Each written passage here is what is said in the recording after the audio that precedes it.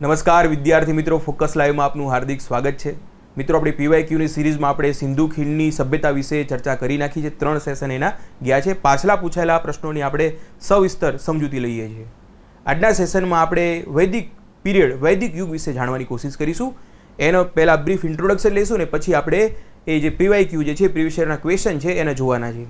વાત કરી પ્રમાણે મિત્રો ખાલી જીપીએસસીના જ સવાલો નથી લેતા, આપણે બીજી સ્ટેટ પીસીએસના પણ સવાલો લઈએ છીએ અને યુપીએસસીના પણ સવાલોને અહીં ઇન્ક્લુડ કરીએ છીએ। કારણ છે કે પ્રશ્નો રિપીટ થાય છે। મેં આગલા સેશનમાં તમને બતાવ્યું છે, આજે ઓર તમને લોકોને સાબિત કરીને બતાવીશ। વિદ્યાર્થી મિત્રો, આજના સેશનમાં વૈદિક યુગમાં એક શબ્દ આપણે સૌથી પહેલાં સમજવાનો છે, વેદ। વેદનો અર્થ થાય છે ટુ નો, જાણવું। વેદ ઉપરથી જ શબ્દ આવેલો છે વિદ્યા। વિદ્યા શબ્દ નથી, વિદ્યા છે। વેદ ઉપરથી જ શબ્દ આવે છે વિદ્યાર્થી, દ અને ય છે, વિદ્યાર્થી। વિદ્યાર્થી જેવો કોઈ શબ્દ નથી, આપણે ધ બોલીએ છીએ, ખરેખર દ અને ય છે, દ્ય। તો વિદ્યાર્થીનો અર્થ શું થાય છે? જે જાણવાનો અર્થી છે એ છે વિદ્યાર્થી, અને આપણે બોલીએ છીએ વિદ્યાર્થી। તો એ થોડીક આપણે એ અન્ડરસ્ટેન્ડિંગ સાથે આગળ વધવાનું છે। મિત્રો, જ્યારે હું સ્પીપામાં હતો ત્યારે એક પ્રોફેસર આવતા હતા, ગુજરાતી સાહિત્યના મૂર્ધન્ય સાહિત્યકાર એવા ભગીરથ બ્રહ્મભટ્ટ।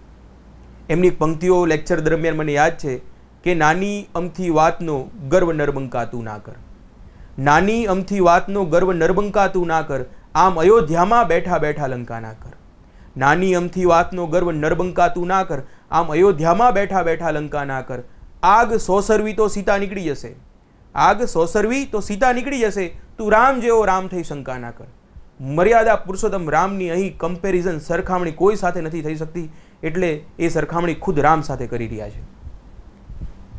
મિત્રો, અહીં આપણે આ પંક્તિનો ઉપયોગ મેં કેમ કર્યો? કારણ કે આપણે શબ્દ જે સમજવાનો છે આર્ય। આર્યનો અર્થ શું થાય? મિત્રો, આર્યનો અર્થ થાય છે સારો માણસ। આજે આપણે આ બધા શબ્દોને સમજવાની કોશિશ કરીશું।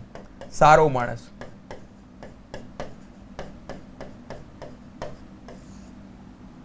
જ્યારે સીતા માતા પોતે રામને સંબોધે છે ત્યારે એમના નામથી કે બીજા કોઈ નામથી નથી સંબોધતા, આર્ય કહીને બોલાવે છે, એ સારા માણસ। જ્યારે ભગવાન કૃષ્ણ અર્જુનને સંદેશો આપવાનો હોય છે ત્યારે પણ આર્ય કહે છે કે એ આર્ય, તું તારું કર્તવ્યનું પાલન કર। મતલબ કે રૂલ્સ એન્ડ રેગ્યુલેશનની વાત નથી થતી, જે યોગ્ય છે એની વાત કરે છે। જે ટેક્સ્ટ બુકમાં, જે ધર્મના પુસ્તકોમાં જ લખ્યું છે સાચું એવું નથી કહેતા। હું બોલું છું એ સાચું છે, પરંતુ જે સત્ય જે છે એ કંઈક અલગ છે। સત્ય શું છે? સાચું જે છે એ તારે કરવાનું છે। તો આ સારા માણસો માટેનો એક કન્સેપ્ટ છે, આર્ય શબ્દ આવેલો છે। આર્ય માટે મિત્રો મધ્ય એશિયાથી આવ્યા એવા પણ ઘણા બધા વિદ્વાનો માની રહ્યા છે। ઘણા બધા વિદ્વાનો માની રહ્યા છે કે યુરોપથી આવ્યા છે, ઘણા વિદ્વાનો માની રહ્યા છે કે આર્કટિક ક્ષેત્રમાંથી આવી રહ્યા છે, ઘણા વિદ્વાનો માની રહ્યા છે કે તિબ્બતી ક્ષેત્રમાંથી આવી રહ્યા છે, અને ઘણા વિદ્વાનો માની રહ્યા છે કે ભારતના જ હતા। પરંતુ સર્વસામાન્ય રીતે કોઈ એક સિદ્ધાંત સ્વીકારવામાં આવ્યો નથી કે આર્યો મૂળ ક્યાંથી આવ્યા। આજે આપણે એ આર્ય જે છે, સિંધુ ખીણની સભ્યતા પછી બીજો પીરિયડ આર્ય, એની ચર્ચા કરવાની છે। સિંધુ ખીણની સંસ્કૃતિ પછી ડાયરેક્ટ આર્ય નથી આવી જતા, વચ્ચે 500 વર્ષનો સમયગાળો છે। આપણે હિસ્ટ્રીના ડિટેલમાં લેક્ચર જ્યારે ચાલતા હોય ત્યારે આપણે સવિસ્તર સમજાવીએ છીએ કે વચ્ચેના સમયગાળામાં શું થયું। આજના સેશનમાં આપણે પીવાયક્યુ લઈએ છીએ, એટલે વધુ લાંબી ચર્ચા નહીં કરીને આપણે આગળ વધીએ। મિત્રો, મેં તમને લોકોને સિંધુ ખીણની સભ્યતાની જ્યારે ચર્ચા કરી ત્યારે એક વાત કરી હતી કે સિંધુ ખીણની સભ્યતા, જેને આપણે હડપ્પન સભ્યતા તરીકે પણ ઓળખીએ છીએ, એને બ્રોન્ઝ એજ તરીકે પણ આપણે ઓળખીએ છીએ, કાંસ્ય યુગ તરીકે પણ આપણે ઓળખીએ છીએ। પરંતુ સિંધુ ખીણની સભ્યતામાં મિત્રો તમને લોકોને ખ્યાલ છે કે ત્યારે લોખંડની શોધ નથી થઈ। મિત્રો, લોખંડની જે શોધ થાય છે એ વૈદિક સમયગાળા દરમિયાન થાય છે। વૈદિક સમયગાળો તમે જોઈ શકો છો। વૈદિક સમયગાળાના બે પ્રકારો જે છે, બે ભાગમાં આપણે વહેંચીએ છીએ। 1500 ઈસવીસન પૂર્વે, 1500 થી લઈને ઈસવીસન પૂર્વે 500 અથવા 600 વર્ષ, 500 વર્ષ આપણે સમજવા માટે 500 વર્ષ રાખો। આ 1000 વર્ષનો જે સમયગાળો છે એને આપણે શું કહીએ છીએ? વૈદિક યુગ તરીકે ઓળખીએ છીએ। આ 500 વર્ષ, પહેલા 500 વર્ષ અને બીજા 500 વર્ષ, આ પ્રથમ જે વર્ષો જે છે મિત્રો, આપણે આ સમયગાળાને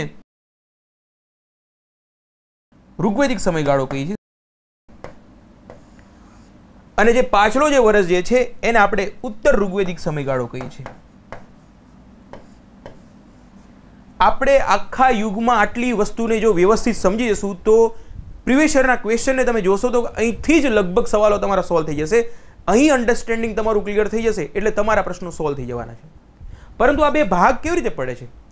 એ ભાગ પડવાનું કારણ છે મિત્રો આ વચ્ચેનો જે સમયગાળો છે ઈસવીસન પૂર્વે 1000 વર્ષ પહેલા ત્યારે મિત્રો લોખંડની શોધ થઈ જાય છે.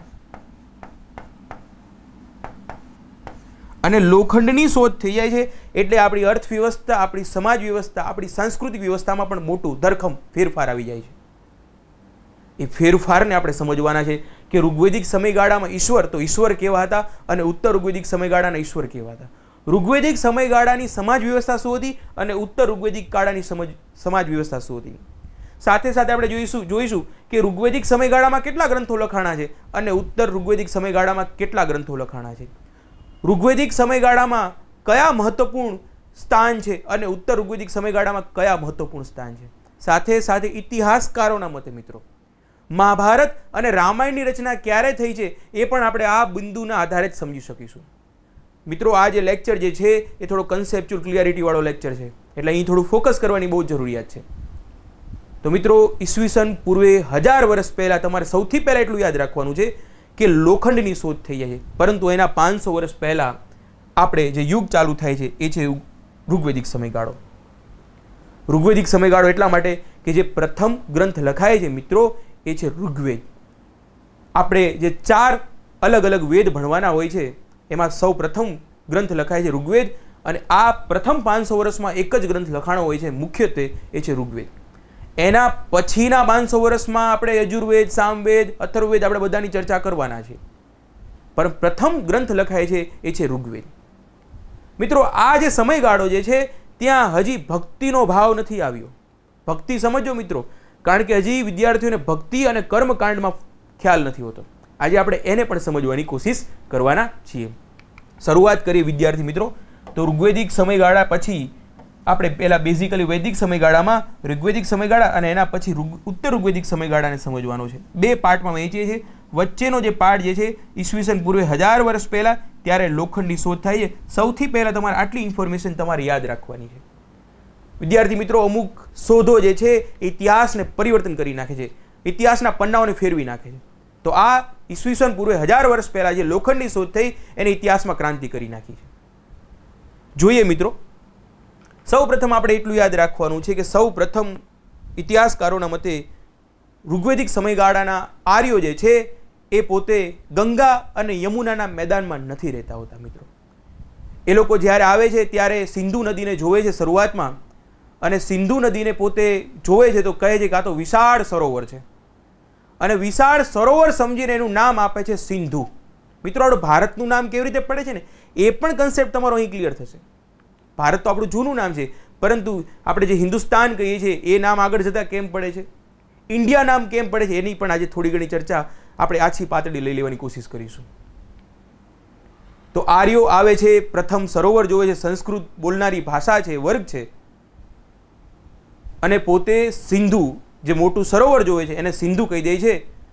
એના કારણે આપણે આગળ આપને સિંધુ શબ્દ જ ખબર છે આ નદી માટે, એના કારણે હડપ્પન સભ્યતાના લોકો, સિંધુ ખીણની સભ્યતાના લોકો એને શું કહેતા હશે ખબર નથી, છતાં પણ આપણે એને સિંધુ ખીણની સભ્યતા કીધી, કારણ કે આપણે નદીને સિંધુ કહીએ છીએ. અત્યારે હાલ હડપ્પન સભ્યતાની લિપિ સ્ક્રિપ્ટ ઉકેલાણી નથી એટલે એ લોકો નદીને શું કહેતા હશે આપણને ખ્યાલ નથી, પરંતુ વૈદિક યુગના લોકો એ સિંધુ કહે છે, આપણી પાસે માહિતી છે. બીજી બધી નદીઓના પણ નામ જોઈશું, જે સપ્ત સિંધુ જેને કહે છે. સિંધુ નદીની સાથે અલગ અલગ જે 7 નદીઓ છે એ બધી 7 નદીઓના એ સમયગાળાના સંસ્કૃત નામોની પણ આપણે ચર્ચા કરવાના છે. પ્રશ્નો ત્યાંથી આવી રહ્યા છે મિત્રો, અને વારંવાર આવી રહ્યા છે, અને વારંવાર હજી પણ આવવાના છે.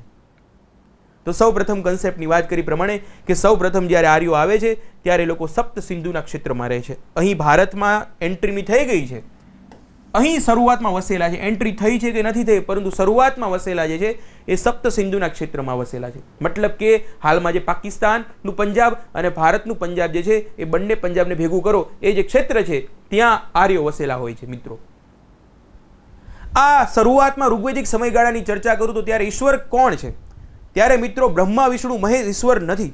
એમની ચર્ચાઓ થઈ છે, પરંતુ ગૌણ દેવતા તરીકે થઈ છે. ઋગ્વેદિક સમયગાળામાં જે ઈશ્વરની ચર્ચા થઈ છે એ છે મહત્વપૂર્ણ દેવ છે ઇન્દ્ર. ઋગ્વેદમાં 250 થી વધુ સૂક્તોમાં ઇન્દ્રની ચર્ચા થઈ છે.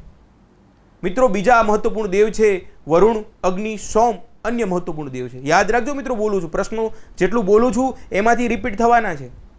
ઓછી ઇન્ફોર્મેશનથી ઘણું બધું પ્રાપ્ત કરી લેવાના છે આપણે. 250 થી વધુ સૂક્તો શ્લોકોમાં ઇન્દ્રની ચર્ચા છે. ઋગ્વેદની વાત પહેલા ગ્રંથની ચર્ચા કરું છું, પહેલા પીરિયડની ચર્ચા કરી રહ્યો છું. બીજા મહત્વપૂર્ણ વરુણ છે, અગ્નિ છે, સોમ છે. આ સમયગાળો જે છે ઋગ્વેદિક, આખો ઋગ્વેદિક સમયગાળો અને ઉત્તર ઋગ્વેદિક સમયગાળા બંનેની જો ચર્ચા કરું તો આ એક ગ્રામીણ સભ્યતા છે મિત્રો. શહેરી સભ્યતા નથી, આ એક પ્રકારની ગ્રામીણ સભ્યતા છે. આ ગામડાઓથી ચાલતી સભ્યતાઓ છે. સિંધુ ખીણની સભ્યતા શહેરી સભ્યતા હતી. સિંધુ ખીણની સભ્યતામાં લોખંડ નહોતું, પરંતુ ઋગ્વેદિક સમયગાળામાં પણ લોખંડ નથી, પરંતુ ઉત્તર ઋગ્વેદિક સમયગાળાની શરૂઆત થઈ જશે ત્યારે લોખંડ હશે. આ લોકોની અર્થવ્યવસ્થાની ચર્ચા કરું મિત્રો. ઋગ્વેદિક સમયગાળો ચાલી રહ્યો છે. આપણે જે ચર્ચા ચાલી રહી છે મિત્રો, એ ઋગ્વેદિક સમયગાળાની ચર્ચા ચાલી રહી છે. સોરી, ઋગ્વેદિક સમયગાળાની ચર્ચા ચાલી રહી છે. આ ઋગ્વેદિક સમયગાળાના માણસો જે છે એ પોતે પશુપાલન કરી રહ્યા છે. અર્થવ્યવસ્થાની ચર્ચા કરી રહ્યો છું. એ લોકો ખેતી કરતા નથી. ખેતી સાથે, કૃષિ સાથે એમને એટલો બધો સંબંધ નથી. કરી રહ્યા છે છૂટક બૂટક થોડી ઘણી, પરંતુ એમનો મુખ્ય વ્યવસાય જે છે એ કૃષિ નથી, પશુપાલન છે. એના કારણે એમનું જે અન્ન છે, એમનું જે ફૂડ ખાવાની જે હેબિટ છે એ પણ પશુપાલન સાથે, ડેરી પ્રોડક્ટ સાથે જોડાયેલી છે. એ લોકો બેઝિકલી દૂધની સાથે સંબંધિત પોતાનું ભોજન જે છે એ આરોગી રહ્યા છે. કૃષિ જે છે એનું ડેવલપમેન્ટ નથી થયું મિત્રો. આ જે લોકો જે છે એ અત્યારે સપ્ત સિંધુના ક્ષેત્રમાં છે. ઇન્દ્ર ભગવાન મુખ્ય દેવ છે, પ્રકૃતિની પૂજા કરી રહ્યા છે. તમે જેટલી પણ પૂજા તમે જોશો, બધા જેટલા પણ શ્લોકો છે તમે અધ્યયન કરશો ત્યારે ખબર પડશે કે ઋગ્વેદિક સમયગાળાના લોકો જે છે એ પ્રકૃતિની પૂજા કરી રહ્યા છે. ભક્તિ શબ્દ જ મેં ઉપયોગ નથી કર્યો મિત્રો. પ્રકૃતિની પૂજા કરી રહ્યા છે અને કર્મકાંડો યજ્ઞોમાં માની રહ્યા છે. કર્મકાંડો મતલબ કે યજ્ઞમાં માની રહ્યા છે. સાથે સાથે ઈશ્વરમાં બ્રહ્મા, વિષ્ણુ, મહેશ હજી નથી આવ્યા. લોખંડની શોધ હજી નથી થઈ. ઋગ્વેદિક સમયગાળામાં નથી થતી. ઋગ્વેદિક સમયગાળાનો અંત આવે છે ઈસવીસન પૂર્વે 1000 વર્ષ પહેલા, ત્યારે લોખંડની શોધ થઈ જાય છે. તો કેમ લોખંડ કરો છો સર? શું છે લોખંડની એવી કઈ મોટી તીર મારી દીધું છે લોખંડે કે લોખંડ વારંવાર આવી રહ્યું છે? વિદ્યાર્થી મિત્રો, ઋગ્વેદિક સમયગાળાની પવિત્ર નદીઓમાં ગંગા, યમુના પણ નથી. ગંગા અને યમુનાનું 1-2 વાર વર્ણન છે ખાલી, પરંતુ એમની સૌથી પવિત્ર નદી તો સરસ્વતી, સિંધુ છે. વિચાર કરો હાલના કોન્ટેક્સમાં કેટલું પરિવર્તન છે.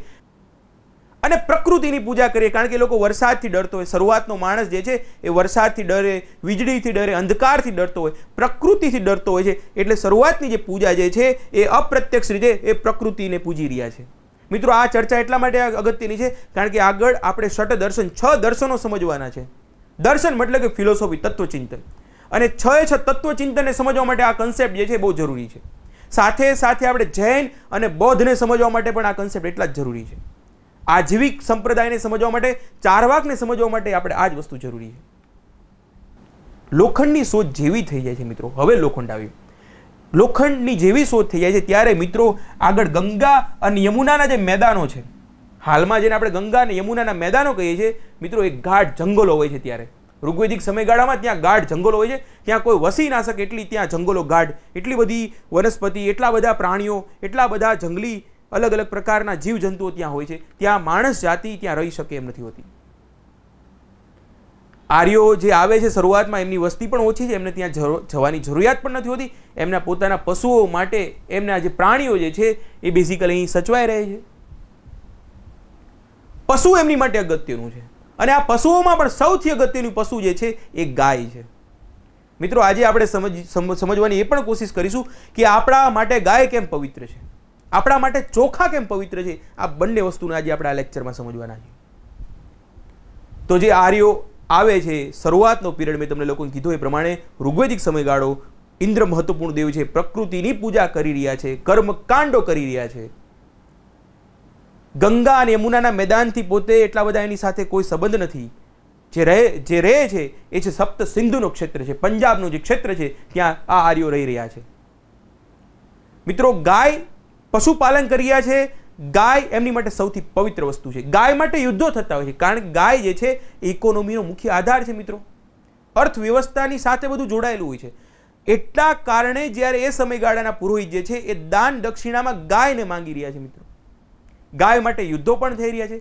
પુરોહિત જે છે દાન દક્ષિણામાં જે પવિત્ર કહેવાય છે એ ગાયને માંગી રહ્યા છે. કેમ? કારણ કે ગાય પવિત્ર એટલા માટે જાહેર કરે છે, પુરોહિત એને માંગશે. અને એના માટે પવિત્ર થઈ ગઈ. અને એકવાર જે વસ્તુ પવિત્ર કરી આપણે એને ફરીવાર એને હટાવતા નથી આપણે. ગાય પવિત્ર થઈ ગઈ છે, હજી ચોખા જે છે એ પવિત્ર નથી થયા, કારણ કે હજી તો લોખંડની શોધ થઈ છે. પછી ફરીવાર લોખંડ આવ્યું. વિદ્યાર્થી મિત્રો, લોખંડ એટલા માટે આવ્યું કે ઈસવીસન પૂર્વે 1000 વર્ષ પહેલા લોખંડની શોધ થાય છે. પછી આ ગંગા અને યમુના જે ગાઢ જંગલો જે છે એ ગાઢ જંગલો ત્યાર પછી આપણે સાફ કરીએ છીએ. આર્યો વસ્તી વધે છે, આગળ નીકળવાની એમને કોશિશ કરે છે, જોવે છે ગાઢ જંગલો છે, પરંતુ બીજી જે કાચી ધાતુ જે છે એટલી મજબૂત ધાતુ નથી, એનાથી આ ગાઢ જંગલો કપાય એમ નથી હોતા. પરંતુ મિત્રો સમજવાની કોશિશ કરજો, લોખંડની શોધ થઈ જાય છે એના કારણે આ ગાઢ જંગલો જે છે એને આપણે કાપી નાખીએ છીએ.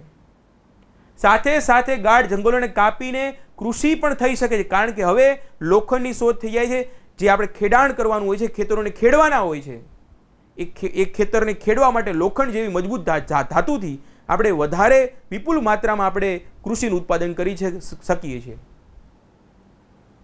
એના કારણે મિત્રો, હવે સમજો મિત્રો, એના કારણે જે શરૂઆતનો પીરિયડ જે છે, જે છે મિત્રો, આ સમયગાળામાં પશુપાલન મહત્વપૂર્ણ છે અને ગાય પવિત્ર છે. કારણ કે પશુપાલન મહત્વપૂર્ણ છે તો એની સાથે પશુઓનું મહત્વ હશે, અને પુરોહિત જે છે એ દાન દક્ષિણામાં ગાયને માંગશે તો ગાયને પવિત્ર જાહેર કરશે. મિત્રો, ગાય આપણે માટે હાલ પણ પવિત્ર છે.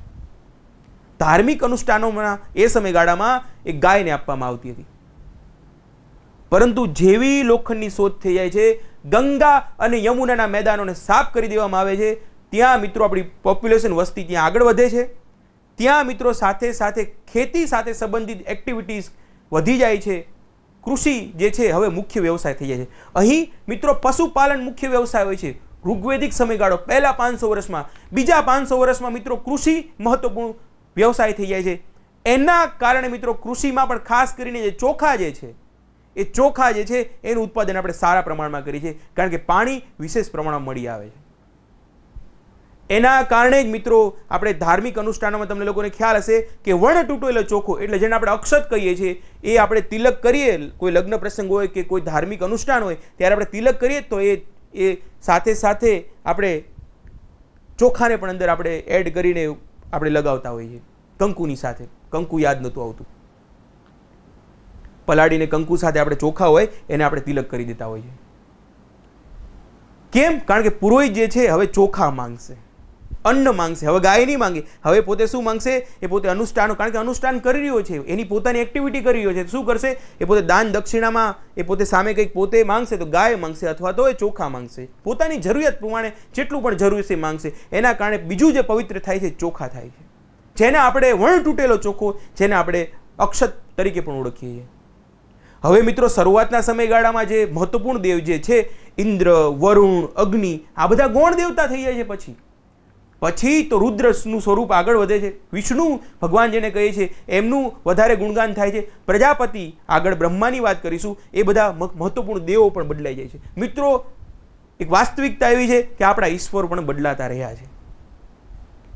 ઘણા બધા દેવી દેવતાઓ એવા છે જે અત્યારે હાલના સમયગાળામાં જમીનમાંથી એમની મૂર્તિઓ મળે ત્યારે ખબર પડે કે આપણા એક સમયગાળા દરમિયાન આપણે આ દેવીને પૂજતા હતા અથવા તો આ ઈશ્વરને પૂજતા હતા. મિત્રો, એ સમયગાળા દરમિયાન ઋગ્વેદમાં જે આપણી હાલની જે નદીઓ જે છે એના એ સમયગાળાના નામ જે છે મિત્રો એ તમારે નોટ ડાઉન કરી લેવાના છે. વિડીયો પોઝ કરીને તમારે લખો હોય તો લખી લ્યો, અથવા તો મારી PDF આવશે, બધા લેક્ચર આપણે વૈદિકના કમ્પ્લીટ થઈ જશે ત્યારે આપણે આખું સેશન કમ્પ્લીટ થાય ત્યારે આપણે એને મૂકીએ છીએ. ધારો કે આપણે સિંધુ ખીણની સભ્યતાના મહત્વપૂર્ણ જેટલા પણ પ્રશ્નો આપણે ચર્ચા કરી, 3 સેશન કમ્પ્લીટ થયા પછી આપણે એને PDF મૂકી દીધી. આજ વૈદિક યુગમાં પણ આપણે એવું કરવાના છે કે બધા કમ્પ્લીટ થઈ જશે પછી આપણે એને અંદર મૂકી દેવાના છીએ. તો મિત્રો ખાસ તમારે લોકોએ આ જે નદીઓ જે છે એના નામ ખાસ યાદ રાખી લેવાના છે.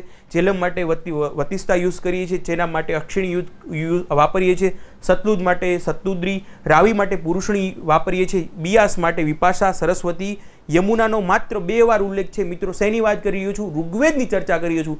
શરૂઆતના સમયગાળામાં યમુના અને ગંગાનું એટલું બધું વર્ણન નથી. છે નદીઓ, પવિત્ર નદીઓ તો આ મિત્રો છે, સિંધુ, સતલુજ ને બધી નદીઓ, સરસ્વતી, આ બધી એમની પવિત્ર નદીઓ છે. કારણ કે શરૂઆતમાં ત્યાં રહી રહ્યા છે, ત્યાંથી પોતાના જે પશુપાલન કરી રહ્યા છે એના માટે પોતે વ્યવહાર, એની માટે પાણીની વ્યવસ્થા જે છે કરી રહ્યા છે. મિત્રો સાથે ચર્ચા કરું તો ઋગ્વેદિક આર્યો જે છે એ શરૂઆતના સમયગાળામાં એમની સમાજ વ્યવસ્થા જે છે એ ઋગ્વેદિક આર્યો હોય કે ઉત્તર ઋગ્વેદિક આર્યો હોય, પુરુષ પ્રધાન સમાજ છે. સાથે સાથે એટલું પણ યાદ રાખવાનું છે કે આ બંને સમયગાળો જે છે એ ગ્રામીણ વ્યવસ્થા અંતર્ગત આવી રહ્યો છે. સાથે સાથે તમારે એ પણ યાદ રાખવાનું છે કે આ સમયગાળા દરમિયાન જે પૂજાની પદ્ધતિ આપણે ગણીએ તો એ પ્રકૃતિની પૂજા કરી રહ્યા છે, પ્રકૃતિની મુખ્ય પૂજા છે. અને સાથે સાથે એ પણ યાદ રાખવાનું છે કર્મકાંડોને માની રહ્યા છે. ભક્તિનો કન્સેપ્ટ જે છે મિત્રો એ આદિવાસી સંસ્કૃતિ સાથે જોડાયેલું છે. આદિવાસી એટલે જે જૂના વાસીઓ જે છે એ જેમ આર્યો સાથે મિશ્રિત થઈ જાય છે, ઇન્ક્લુઝિવ આખી કલ્ચર તમે લોકો આ પણ જોશો કે આપણું સંસ્કૃતિ જે છે એ બહુ સંસ્કૃતિવાદ આપણે શબ્દ કેમ વાપરીએ છીએ? કારણ કે બહારથી ધીમે ધીમે અલગ અલગ લોકો આવે છે તો આપણે સ્વીકારી લઈએ છીએ. એમાંથી અલગ અલગ ઈશ્વર કોઈ પૂછતું હોય તો એને પણ સ્વીકારીએ. આપણે મૂળ તત્વને માનીએ છીએ. આખી પરંપરા જે છે બ્રોડ છે, પ્રસ્તુત આપણે એને થોડુંક નેરો કરી નાખીએ છીએ. પરંપરા બહુ વિશાળ છે. તો આગળ વધીએ મિત્રો. ખાસ કરીને યાદ રાખજો કે ઝેલમ માટે વતિસ્તા શબ્દ છે. બીજું યાદ રાખવા જેવું છે રાવી માટે પુરુષણી, ચિનાબ માટે અક્ષિણી. આ 3 શબ્દ યાદ રાખશો. બીજા બધા તો આ 3માંથી સવાલો પૂછાવાની સંભાવના વધુ છે. હું તમને લોકોને એ પણ કહીશ કે કયા 3 શબ્દો વારંવાર આ 3 નદીઓના જૂના નામ પૂછવામાં આવે છે, તો આપણે આ 3 શબ્દને ખાસ અત્યારે યાદ રાખી લેવાના છે. મિત્રો આગળ વાત કરીએ તો બે પ્રકારના સાહિત્યને આપણે સમજવાનું છે. એક છે શ્રુતિ સાહિત્ય અને બીજું છે સ્મૃતિ સાહિત્ય. શ્રુતિનો અર્થ થાય છે સાંભળેલું,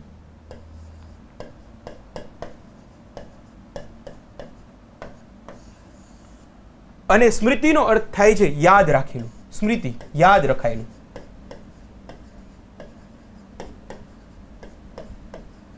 આજના સેશનમાં આપણે જે ચર્ચા કરવાના છે એ શ્રુતિ સાહિત્ય વિશે ચર્ચા કરવાના છે, પરંતુ બંનેની ડેફિનેશન છે, બંનેની વ્યાખ્યા જે છે એ હું તમારી સમક્ષ મૂકી દેવાનું છું આજે.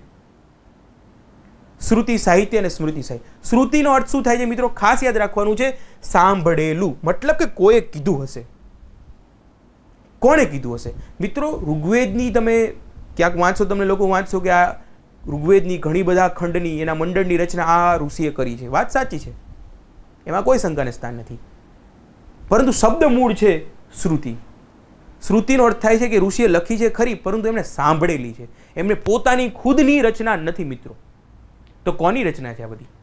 મિત્રો શ્રુતિ સાહિત્યનો અર્થ થાય છે સાંભળેલું, મતલબ કે કોઈએ કીધું હશે, પરંતુ સાથે સાથે એને કહે છે કે તો અપૌરુષ છે, કોઈ પુરુષે એની રચના નથી કરી. આ જે વેદ આપણે જેને ભણવાના છે એ વેદની રચના કોઈ પુરુષે નથી કરી. અપૌરુષેય કહેવામાં આવે છે. મિત્રો આ શબ્દોને ખાસ સમજવાની કોશિશ કરજો. શ્રુતિ સાહિત્ય મતલબ કે સાંભળેલું. अपौरुषे मतलब के कोई पुरुषनी रचना नहीं करी, मतलब के कोई पुरुषे रचना नहीं करी तो सांभळेलुं क्यांथी? मित्रों ईश्वर बोलेलो छे ने माणसे सांभळेलुं छे। आपणे कहीए छे ने वेदना आ मंडळनी रचना आ ऋषिए करी, अगस्त्य ऋषिए करी, वशिष्ठ ऋषिए करी, विश्वामित्रे करी। केम? कारण के ईश्वर बोले छे अने सांभळे छे माणस। एना कारणे सांभळे छे, एना कारणे आपणे एने श्रुति साहित्य कहीए छीए।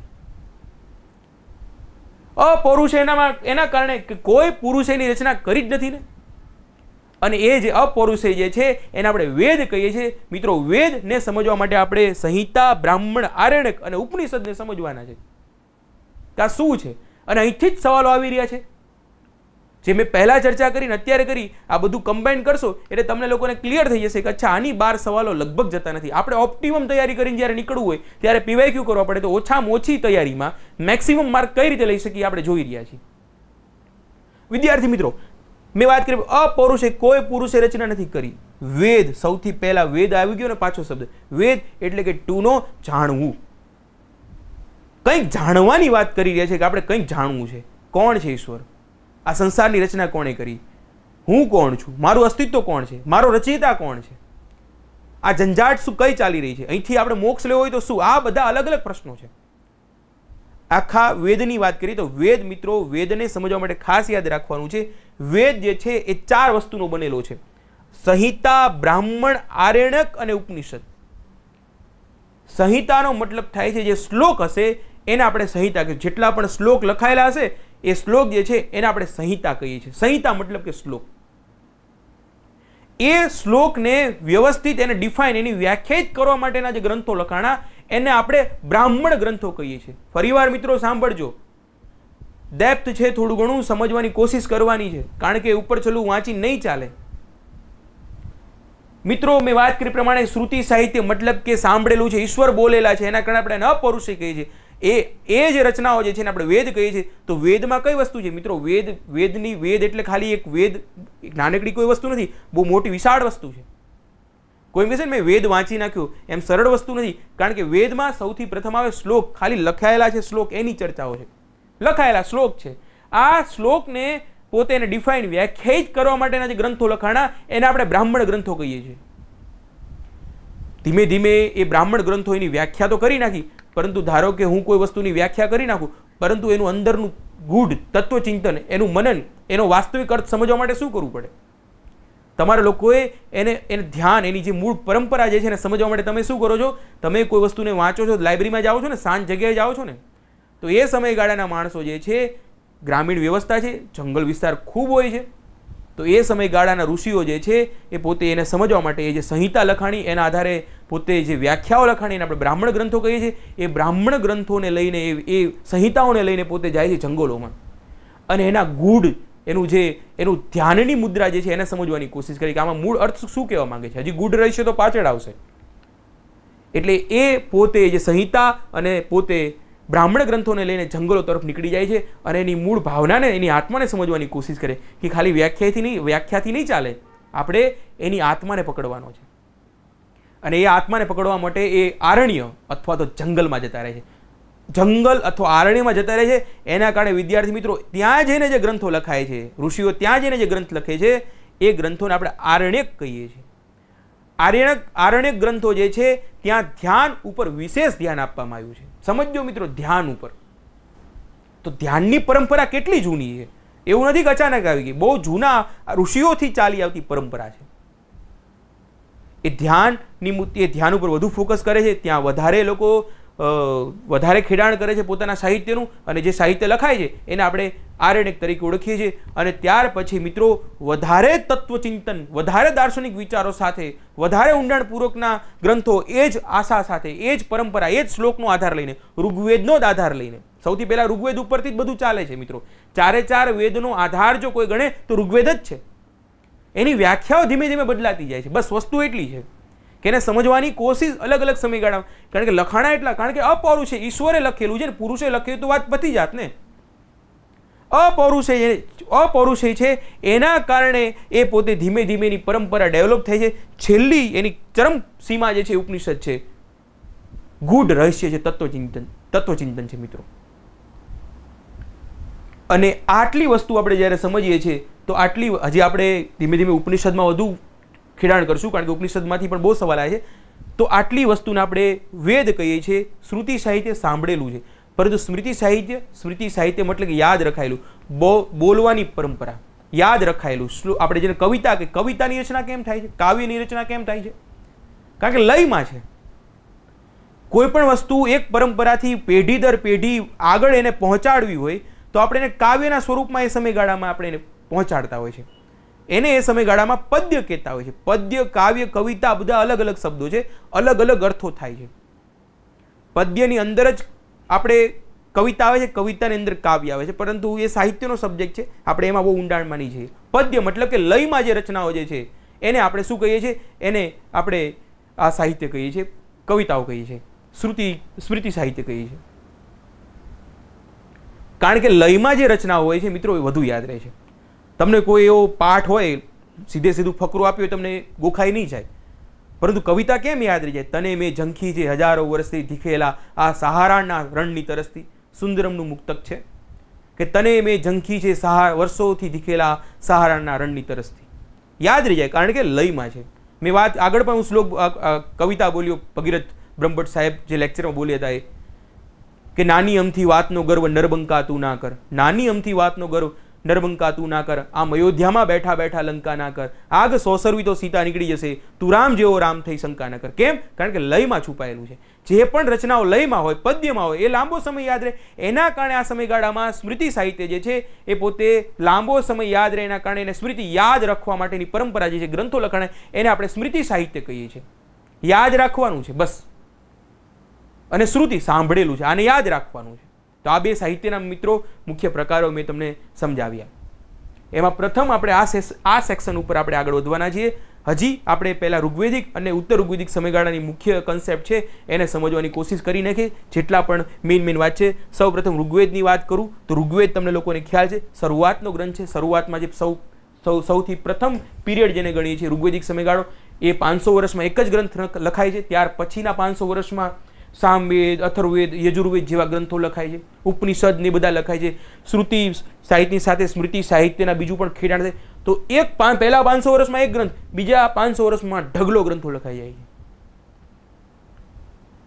કારણ કે હવે આપણી કૃષિ વ્યવસ્થા ડેવલપ થઈ છે, લોકો પાસે રૂપિયા આવે છે, લોકો વિચારવાની પરંપરા અલગ અલગ થઈ ગઈ છે, સમયગાળો બદલાણો છે. જે વ્યાખ્યાઓ જે છે એને વધુ ઊંડાણપૂર્વક સમજવાની કોશિશ કરવાની હોય છે. જેવા પૈસા આવે એના ચિંતાઓ વધતી જાય છે, એના કારણે વ્યાખ્યાઓ જે છે એને સમજવાની કોશિશ પણ વધુ થઈ જાય છે. તો આ 4 ગ્રંથો આપણે મુખ્ય સમજવાના છે. પહેલા 4 ગ્રંથોના બેઝિક કન્સેપ્ટની ચર્ચા કરીએ. ઊંડાણપૂર્વક આપણે નહીં જઈએ કારણ કે આપણી પાસે સમયની મર્યાદા છે.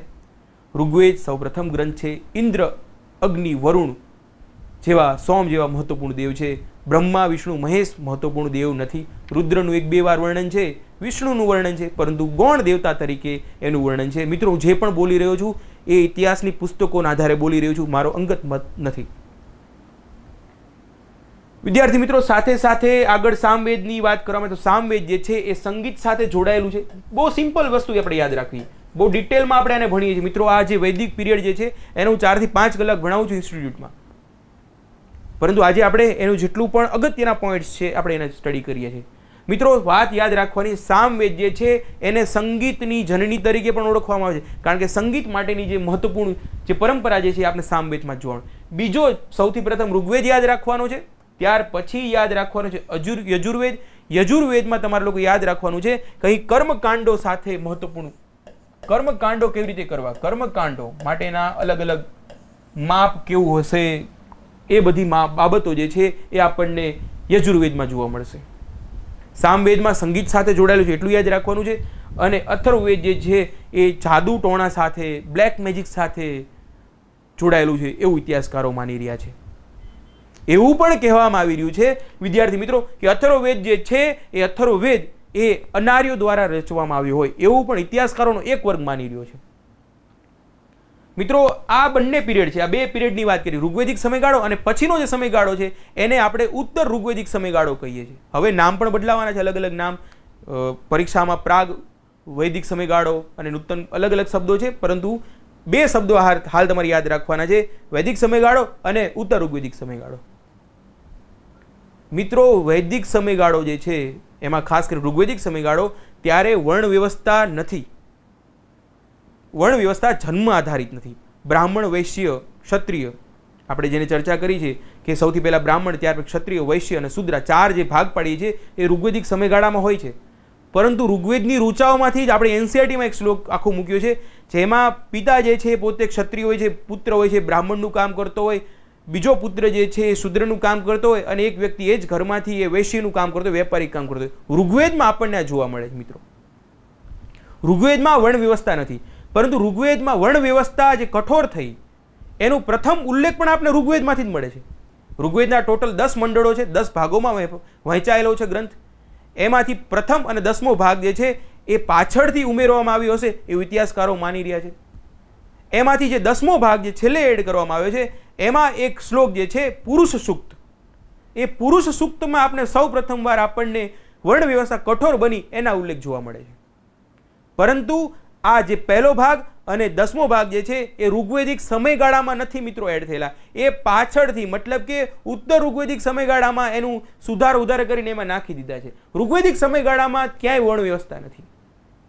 સ્ત્રીઓની હાલત મિત્રો ઋગ્વેદિક સમયગાળામાં સારી છે.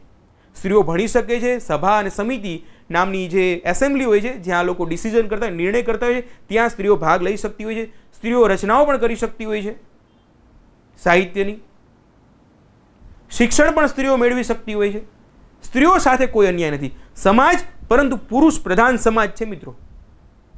સમાજ જે છે એ પુરુષ પ્રધાન સમાજ છે. આટલી વસ્તુ સૌ પ્રથમ આપણે ધીમે ધીમે આપણે યાદ રાખી લેવાની છે. આગળ વધીએ મિત્રો. તો મેં વાત કરી પ્રમાણે કે અફઘાનિસ્તાન, પંજાબ વાળું જે ક્ષેત્ર છે સપ્ત સિંધુવાળો ક્ષેત્ર છે ત્યાં ગંગા અને જે ઉત્તર ઋગ્વેદિક સમયગાળો છે લોખંડની શોધ થઈ જાય એટલે આગળ ધીમે ધીમે આર્યો આગળ જાય છે. ગંગા અને યમુનાના જે મેદાનો છે એને સાફ કરે છે. ત્યાં પોતે જંગલો જે છે ત્યાં પોતે હવે ખેતી કરશે. મતલબ કે અહીં આ જે સમયગાળો જે છે આ પશુપાલન સાથે જોડાયેલા હોય છે. અને આ લોકો જે ઉત્તર ઋગ્વેદિક સમયગાળાના લોકો જે છે એ ખેતી સાથે કૃષિ સાથે જોડાયેલા હોય છે. પહેલી વસ્તુ આટલી યાદ રાખી લેવાની છે. સમાજ વ્યવસ્થાની સાથે સાથે આપણે ઓર ચર્ચા કરીએ તો અહીં કઠોર વ્યવસ્થા નથી મિત્રો, રિજિડ નથી. તમે ફ્લેક્સિબલ છો. તમારે પોતે યુદ્ધ કરવું છે તો તમે ક્ષત્રિય છો. તમારે પોતે વ્યાપાર કરવો છે તો તમે વૈશ્ય છો. તમારે સફાઈ સાથે તમારે પોતે જોડાવવું છે તો તમે શૂદ્ર છો. તમારે પોતે કર્મકાંડો અથવા તમારે વેદનું અધ્યયન કરવું છે તો તમે બ્રાહ્મણ છો. અને આપણને આ માહિતી ખુદ ઋગ્વેદમાંથી જ મળે છે. એનસીઆરટીમાં મેં વાત કરીને કે ત્યાંથી જ શ્લોક ઉપાડીને આપણી સમક્ષ મૂકી દીધો છે. મતલબ કે પરંપરા જોરદાર છે, ખરી ફ્લેક્સિબલ છે. વ્યવસ્થા બનાવે છે એના કારણે કે બધા અલગ અલગ તમારે પોતે કયો વર્ગ છે, સેક્શન છે, એના માટે આખી આપણે વાત કરી હતી. ધીમે ધીમે ઉત્તર ઋગ્વેદિક સમયગાળામાં આપણી ઇકોનોમી જે છે એ ડેવલપ થાય છે, ક્ષેત્ર વધે છે, ત્યારે વર્ણ વ્યવસ્થા છે મિત્રો કઠોર બની જાય છે. ક્ષત્રિયનો છોકરો જે છે એ ક્ષત્રિય બનશે, બ્રાહ્મણનો છોકરો જે છે એ બ્રાહ્મણ બનશે, શૂદ્રનો પુત્ર શૂદ્ર અને વૈશ્યનો પુત્ર વૈશ્ય બનશે. આ પરંપરા રિજિડ આપને જોવા મળે છે. ઋગ્વેદિક સમયગાળામાં સભા સમિતિ વિદથ જેવી એસેમ્બલી હોય છે જ્યાં નિર્ણય લેવાતો હોય છે. પરંતુ આગળ જતા ઉત્તર ઋગ્વેદિક સમયગાળામાં આ જે પરંપરા જે છે એ નાશ થઈ જાય છે. ડિસિઝન મેકિંગમાં કોઈ ભાગ નથી થતો. રાજાનું પદ જે છે એ ઋગ્વેદિક સમયગાળામાં અને ઉત્તર ઋગ્વેદિક સમયગાળા બંનેમાં એનું પણ બહુ મહત્વ છે. ઋગ્વેદિક સમયગાળામાં જે રાજા હોય છે મિત્રો એ પોતે ટેક્સ પોતે ઉઘરાવતો નથી હોતો, બલી લેતો હોય છે, સ્વૈચ્છિક ઉપહાર લેતો હોય છે. ખરેખર કે તમને લોકોને લાગે કે આપવું છે તો આપી શકો. ઋગ્વેદિક સમયગાળામાં જે રાજનનું પદ જે છે એને તમારે એવું લાગે મારે ટેક્સ આપવો છે તો આપી દો, કોઈ ઉપહાર આપી દો, ફરજિયાત નથી. પરંતુ ઉત્તર ઋગ્વેદિક સમયગાળામાં વસ્તી વધી ગઈ છે. રાજા જે છે એણે બલિની શરૂઆત કરી, મતલબ કે ટેક્સ છે. બલિનો મતલબ મિત્રો આગળ ઇતિહાસકારોએ ઘણા ઇતિહાસકારો એવા છે જેણે પોતે ઇંગ્લિશ લિટરેચર વાંચીને સંસ્કૃતનું અંગ્રેજીમાં ભાષાંતર થયું હોય એને વાંચીને એનો મિનિંગ જ ઉલટો કરી નાખ્યો છે. બલિનો અર્થ કોઈ પ્રાણીની અહીં હત્યા સાથે સંબંધિત નથી.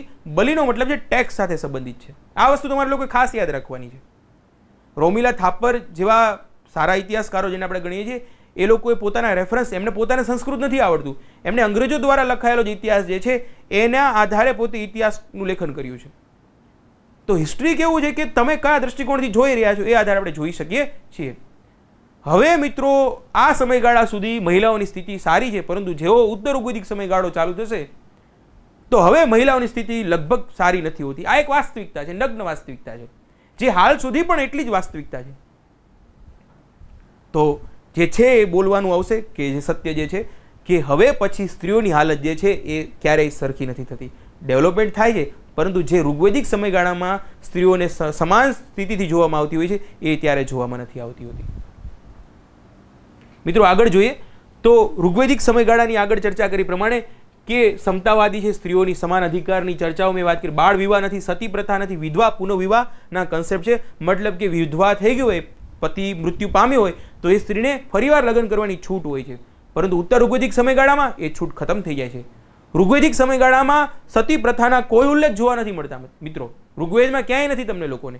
પરંતુ ઉત્તર ઋગ્વેદિક સમયગાળામાં આપણને સતી પ્રથાના આપણને એવિડન્સ આપણને જોવા મળે છે. આટલી વસ્તુ આપણે સૌપ્રથમ યાદ રાખી લેવાની છે.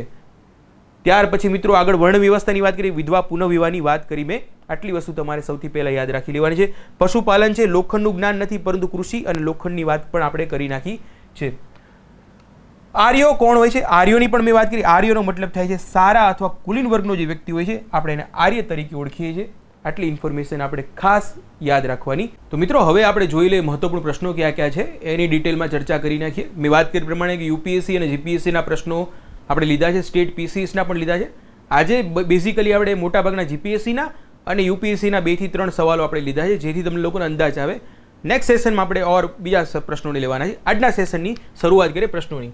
તો મિત્રો યુપીએસસીમાંથી મેં એક સવાલ ઉપાડ્યો છે કે ઋગ્વેદિક કાલીન આર્યો તથા સિંધુ સભ્યતાના લોકો વચ્ચેના અંતરના સંબંધમાં નિમ્નલિખિત કથનોમાંથી કયું વિધાન સત્ય છે? મિત્રો યુપીએસસીના ઇતિહાસમાં one of the most complicated સવાલો જો ગણવામાં આવે હિસ્ટ્રીને લઈને તો હા, બહુ ડિબેટ થઈ હતી, એ પ્રશ્નની ચર્ચા આપણે શરૂઆત કરીએ. આપણે જેટલું જાણ્યું છે એના આધારે આપણને કેટલી માહિતી મળે છે. આપણે સિંધુ ખીણની સભ્યતા અને સાથે સાથે આપણે વૈદિક પીરિયડની ચર્ચા કરી, બંનેના આધારે આપણે ચર્ચા કરી નાખીએ. સૌથી પહેલા પ્રશ્ન છે, આર્યો કવચનો ઉપયોગ કરતા હતા? મિત્રો, આપણે મહાભારત અને રામાયણની બધી આપણે અલગ અલગ યુદ્ધો જોયા, ખબર છે કે હા કવચ જેવો ઉપયોગ કરતા હતા. મિત્રો, જો પ્રશ્ન કોઈ પણ સોલ્વ કરો, પ્રશ્નને કેવી રીતે સોલ્વ કરો ને એ આપણી મુખ્ય ચર્ચાઓ છે ખરેખર તો, કે પ્રશ્ન કરતી વખતે શું વિચારવું જોઈએ. મિત્રો, પ્રશ્ન કરતી વખતે કોમન સેન્સનો સૌથી પહેલા ઉપયોગ કરવાનો. પણ મોટો પ્રશ્ન એ છે, common sense is not common. Common sense common નથી. લોકોમાં કોમન સેન્સનો અભાવ હોય છે કે સામાન્ય વસ્તુને સમજવાની કોશિશ નથી કરતા, મગજને જે ઘસવાનું હોય ને ઘસતા નથી હોતા, એ પ્રશ્ન થઈ જાય છે. આપણે એટલું યાદ રાખવાનું કે આપણે મગજ ઘસવાનું છે. કારણ કે પરીક્ષા હોલમાં મિત્રો મારો અનુભવ છે કે પરીક્ષા હોલમાં ત્યાં જઈને જ તમારે પોતાનો ઇનોવેટિવ વિચાર કરવાનો હોય છે કે આમાં હું શું વિચારીશ. કારણ કે પ્રશ્નો છે ને આપણી પાસે પ્રી એક્ઝિસ્ટિંગ નોલેજ, એટલે આપણી પાસે જે પહેલાંથી જે નોલેજ જે છે, જ્ઞાન જે છે, એના આધારે આપણે સોલ્વ કરવાના હોય છે. તો એ યાદ રાખવાનું છે કે મારી પાસે નોલેજ છે, એનો સીધો સવાલ આવશે પણ ખરો, નહીં પણ આવે, પરંતુ મારે અંદાજ લગાવવાનો છે મારા જ્ઞાનના આધારે કે આ વાક્ય સાચું હશે અથવા આવું હશે અને આવું નહીં હોય. આ વસ્તુ જે શીખી જાય એને કોમન સેન્સ કહેવામાં આવે છે. તો એનો ઉપયોગ આપણે કરવાનો છે કે હા આર્યો આપણે જોયું છે કંઈક આર્યો કે હા યુદ્ધો કરતા હતા. યસ, ઓકે, યુદ્ધો સિંધુ સભ્યતાના લોકો વચ્ચે અંતરમાં સંબંધમાં નિમ્નલિખિતમાંથી સૌથી પહેલા વાત કરી કે આર્યો કવચનો ઉપયોગ કરતા, જ્યારે સિંધુ ખીણની સભ્યતાના લોકોમાં સાધનોનો એવો અભાવ જોવા મળે છે. મિત્રો, બીજી જે લાઈન જે છે એ પણ બીજું સ્ટેટમેન્ટ, પહેલી લાઈનમાં બે ભાગ છે. પહેલા એ લોકો કહે છે કે સિંધુ ખીણની સભ્યતા પાસે એવા કોઈ રક્ષણાત્મક હથિયારો નથી, એવી આપણે ચર્ચા કરી છે. હા, આપણે કરી ગયા છીએ મિત્રો. જે વિદ્યાર્થીઓએ પહેલાંથી સેશન ના જોયો ફરજિયાત જોઈ લ્યો મિત્રો, કારણ કે સિરીઝ ધીમે ધીમે એકવાર ગતિ પકડશે ને પછી પાછી હાથમાં નહીં લાગે મિત્રો. તો હા, પહેલું સ્ટેટમેન્ટ સાચું છે. મિત્રો, બીજું સ્ટેટમેન્ટ વાંચો કે ઋગ્વેદિક આર્યોનો સ્વર્ણ, ચાંદી, તાંબાનું જ્ઞાન હતું, જ્યારે સિંધુ ઘાટીના લોકોને માત્ર તાંબાનું તથા લોખંડનું જ્ઞાન હતું. મિત્રો, આજનો સેશનમાં જો સિંધુ ખીણની સભ્યતામાં પણ વાત કરી હતી, સિમ્પલ વાત ચાલી રહી છે, લોખંડ આવી ગયું ને, કારણ કે પરીક્ષકને ખબર પડે છે કે ડેપ્થમાંથી, અન્ડરસ્ટેન્ડિંગમાંથી સવાલ કાઢવાના છે. એવું નથી કે તું ફેક્ટ ગોખી નાખ, એનો ઈરાદો છે કે તારું અન્ડરસ્ટેન્ડિંગ, તારી સમજણ શક્તિ શું છે. તો મિત્રો, આપણને ખ્યાલ છે, બીજી કંઈ ખબર નથી, એટલી તો ખબર છે કે સિંધુ ખીણની સભ્યતાના લોકો લોખંડથી અજાણ હોય છે. ઇવન ઋગ્વેદિક સમયગાળાના લોકો પણ આ લોખંડથી અજાણ હોય છે. મતલબ કે આ બીજું સ્ટેટમેન્ટ જે છે ને મિત્રો ખોટું છે. આ સ્ટેટમેન્ટ ખોટું છે. પહેલું સ્ટેટમેન્ટ આપણી માટે સાચું છે. સમજવાની કોશિશ કરજો મિત્રો. આ પ્રશ્નો કેવી રીતે સોલ્વ કરો ને એની તકનીક હોય છે, એની ટેકનિક હોય છે, એના માટે જ આપણે પીવાયક્યુ જોઈએ છે. તો પહેલું સ્ટેટમેન્ટ સાચું છે, બીજું સ્ટેટમેન્ટ ખોટું છે. કેમ? કારણ કે આપણને લોકોને ખબર છે કે સિંધુ ઘાટીના લોકો માત્ર, અને જ્યારે મિત્રો માત્ર શબ્દ આવે, ઓનલી વર્ડ્સ આવે ક્યાંય પણ, તો સમજી લેવાનું મિત્રો મોટા ભાગે 95% એ સ્ટેટમેન્ટ ખોટું જ હોય છે. આમ તો 99%. તો રિસ્ક લેવાનું, જ્યારે કશી ખબર ના પડતી હોય ત્યારે રિસ્ક લેવાનું. માત્ર લખેલું હોય, ખબર પડતી ના હોય, પરીક્ષામાં તુક્કો મારવાનો હોય તો તુક્કો આ રીતે મારે. કહેવાય ને કે સ્માર્ટ ગેસ કર્યું છે. પ્રિલિમ પાસ અમે કરતા હતા, અમે બધા મિત્રો તો બધા કે તમે સ્માર્ટ ગેસ કરો. સ્માર્ટ ગેસ જેવું કોઈ વસ્તુ ના હોય, સિમ્પલ વસ્તુ છે કે અમુક તમારા સેટ ઓફ રૂલ્સ હોવા જોઈએ. તમે પોતે પરીક્ષા હોલમાં જાઓ છો તો તમે પીવાયક્યુ સોલ્વ કરેલા હોવા જોઈએ, તમારા પોતાના સેટ ઓફ રૂલ્સ હોવા જોઈએ, તમારું પોતાનું વાંચન દરેક પુસ્તકનું હોવું જોઈએ, દરેક સબ્જેક્ટમાં હોવું જોઈએ. મને આ સબ્જેક્ટ ફાવે છે, મને આ સબ્જેક્ટ નથી ફાવતું, એવું ના હોવું જોઈએ. ત્યારે તમારે લોકો પ્રશ્ન સોલ્વ થઈ જાય. તો મિત્રો કે આ સ્ટેટમેન્ટ ખોટું છે. ત્રીજું સ્ટેટમેન્ટ શું છે મિત્રો? બહુ કોમ્પ્લિકેટેડ, બહુ એના ચર્ચાઓ થયેલી એવું સ્ટેટમેન્ટ કે ઋગ્વેદિક કાલીન આર્યોએ ઘોડાને પાલતું બનાવી દીધા હતા. હા, ઋગ્વેદિક કાલીન જે આર્યો જે છે એ ઘોડા લઈને આવ્યા હતા. ભારતની મૂળ પરંપરામાં ઘોડા નથી મિત્રો. ભારતની આપણી જે જમીન જે છે ત્યાં મૂળ પરંપરામાં ઘોડા છે જ નહીં. આ તો આર્યો લઈને ઘોડા લઈને આવે છે.